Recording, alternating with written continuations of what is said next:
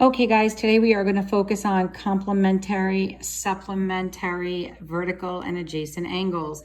So the only new angle pair in here that we didn't discuss yesterday is a complementary angle.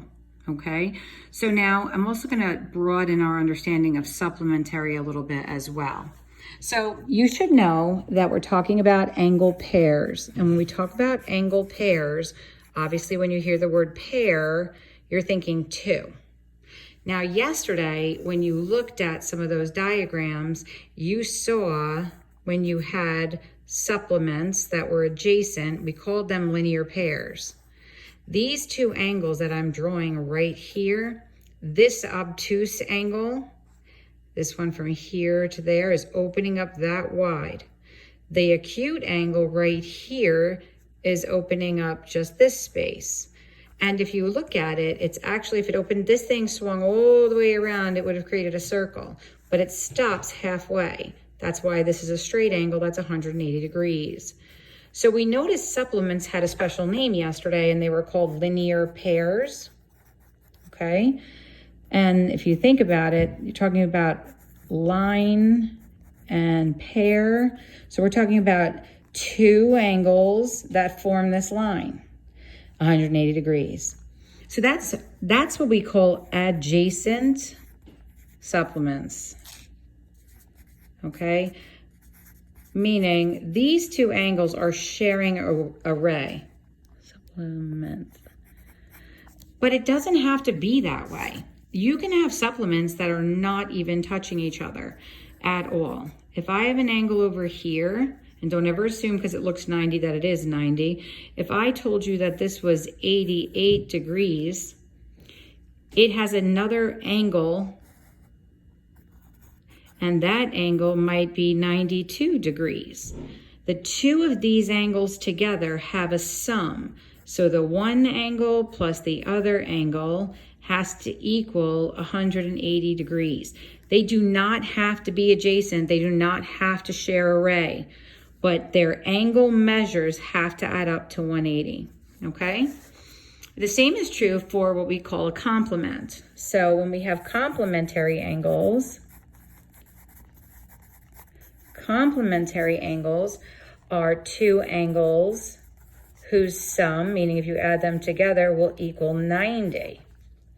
So if one of the angles is 20 degrees, then the complement, or the other angle that would make them complementary, would be 70.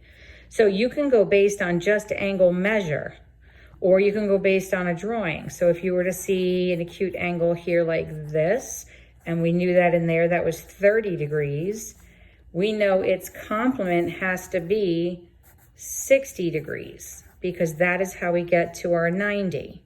Now, could this be adjacent? It sure can.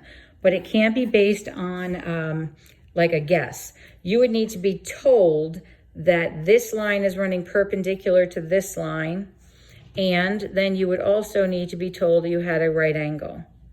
Just to remind you, when lines are perpendicular, that's because they're forming right angles, okay? And this is the symbol for it, should you see it. So we're going to start looking at those and sort of eyeballing what they look like in diagrams. Just as a reminder of vertical angles, when two lines intersect, okay, and I'm going to use numbers here just to make it simple. For those of you that did your delta work, like this is really coming together for you quite nicely. For those of you that didn't, it might take a little bit extra time, but don't give up. So they all of these angles have a vertex here at the middle. Now I can name them with letters like A, B, C, and then C, A, D. I can name them that way, but it gets a little complicated when you're trying to talk quickly about their relationships.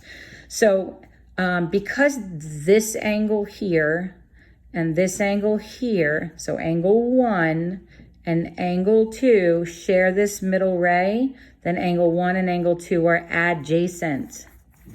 Okay, they're adjacent. So 2 and 3, angles 2 and 3 are adjacent because they share this middle ray. 3 and 4 are adjacent because they share this middle ray. And because actually 1 and 2 would form a line, they're linear pairs and supplements. So angle 1 and angle 2 add up to 180 degrees because it forms a straight line. Angle 2 and angle 3's measures would add up to 180 degrees because it forms a straight line. So those are your linear pairs when two lines cross.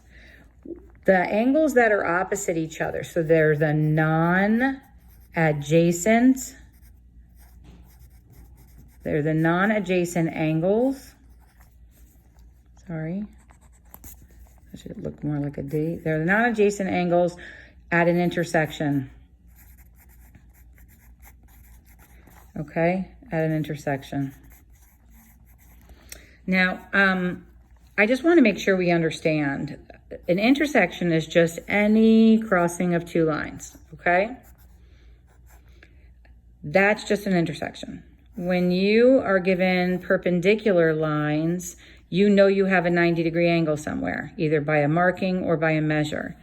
And parallel lines are two lines that run equal distance, and this distance between them is always the same, so they will just continue and they will never ever